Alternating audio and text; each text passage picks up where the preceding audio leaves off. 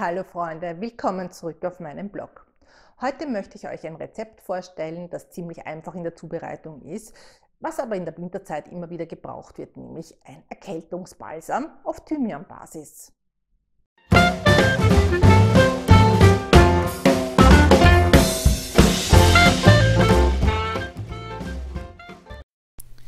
Oft erwischt einen eine Erkältung, Husten oder Schnupfen.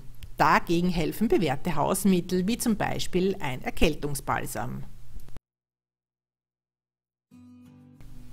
Die Zutaten für den Erkältungsbalsam könnt ihr im Handel jederzeit beziehen. Sie bestehen aus veganem Kokosfett, Thymian und ätherischen Ölen.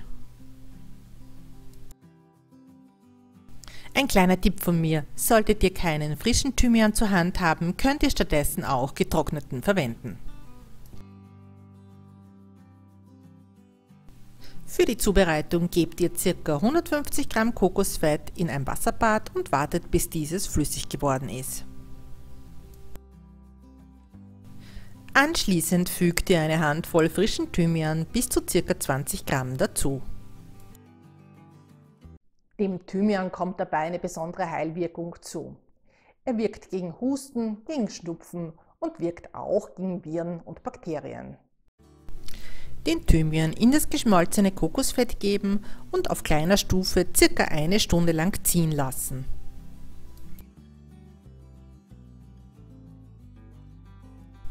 Danach alles abfiltern. Ich habe dafür ein feines Sieb verwendet. Ihr könnt es aber auch durch einen Kaffeefilter laufen lassen.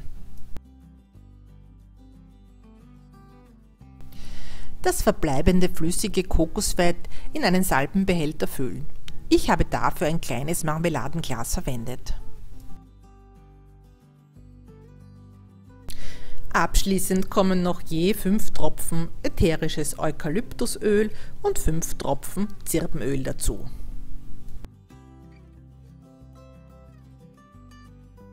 Ja, das war's dann wieder für heute. Ihr habt gesehen, ein sehr einfaches Rezept mit Zutaten, die man einfach im Handel beziehen kann. Wenn euch mein Beitrag gefallen hat, dann lasst mir doch bitte einen Daumen hoch da, sonst freue ich mich auf jeden Fall mal wieder, euch das nächste Mal hier auf diesem Channel begrüßen zu dürfen.